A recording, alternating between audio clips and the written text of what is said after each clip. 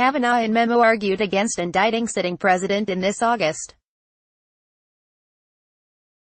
7, 2018. Photo. President Donald Trump's Supreme Court nominee, Judge Brett Kavanaugh, officiates at the swearing-in of Judge Brett Grant to take a seat on the U.S. Court of Appeals for the 11th Circuit at the U.S. District Courthouse in Washington. Kavanaugh has expressed concern about federal agencies running amok, but his view that they should adhere strictly to laws passed by Congress worries liberals. AP photo. J. Scott Applewhite, Washington. AP. Confirmation hearings for Supreme Court nominee Brett Kavanaugh will begin the day after Labor Day, Republicans said, sparking Democratic objections that they are rushing the process without properly delving into his background. The announcement Friday came amid the release of new documents from Kavanaugh's time on the Kenneth Starr team investigating Bill Clinton. The records reveal his resistance to issuing an indictment of a sitting president. On Christmas Eve 1998, Kavanaugh drafted an overall plan to colleagues providing his thoughts on bringing the independent counsel office's work to a close and suggesting they inform the Attorney General that the findings against Clinton be left to the next president. "We believe an indictment should not be pursued while the president is in office," Kavanaugh wrote. The memo, tucked toward the end of nearly 10,000 pages, provides greater insight into Kavanaugh's views on executive power that are expected to feature prominently in the Senate confirmation hearings. Democrats have warned that Kavanaugh may be unwilling to protect special counsel Robert Mueller's ongoing probe of Russian interference in the 2016 election.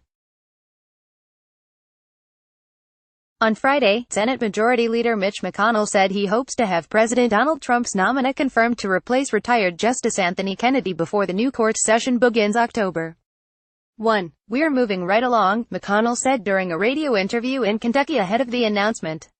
"He'll get confirmed. It won't be a landslide, but he'll get confirmed." The Judiciary Committee will hold up to 4 days of review, with Kavanaugh to begin facing questions on Day 2, Sept. 5, said committee chairman Senator Chuck Grassley. Kavanaugh's appearance will be followed by testimony from legal experts and people who know the judge. The White House, which is determined to have Kavanaugh confirmed before the November elections as Republicans aim to deliver on Trump's priorities, applauded the schedule announcement.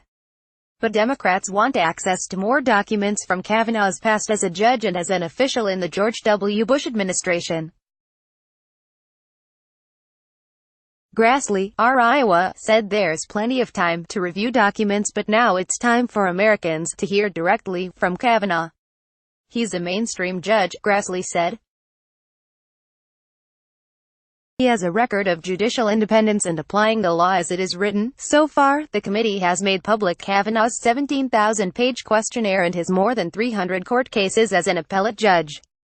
The panel has additionally received 174,000 pages from his work for Bush in the White House counsel's office.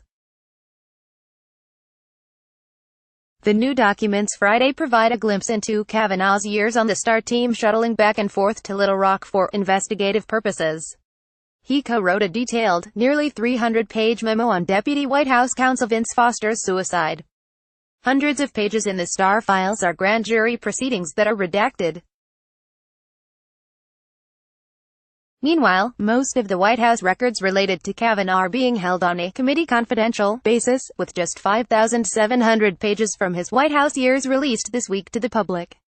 Democrats say the Republicans are relying on the cherry-picked files being released primarily by Bush's lawyer, Bill Burke, who is compiling and vetting the documents, rather than the traditional process conducted by the National Archives and Records Administration.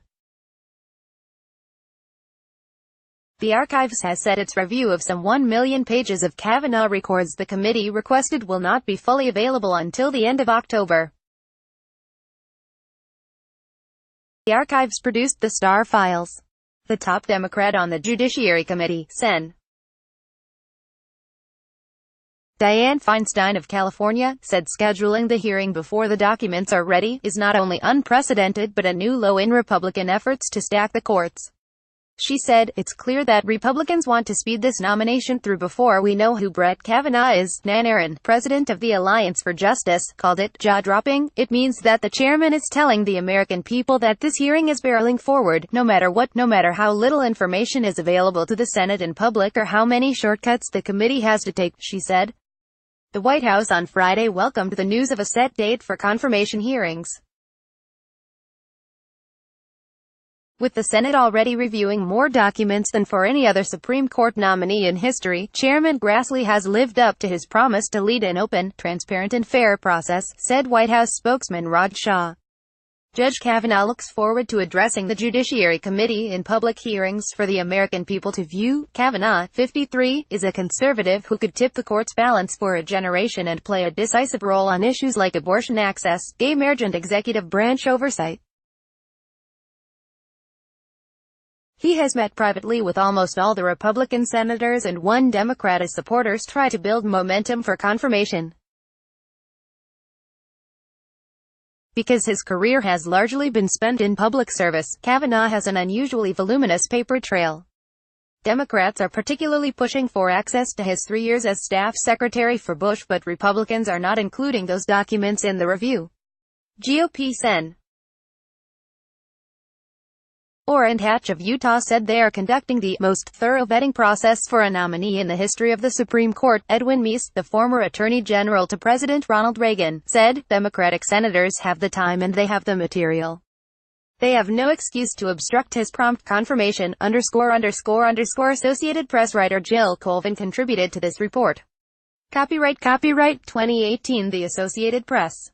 All rights reserved. This material may not be published, broadcast, written or redistributed.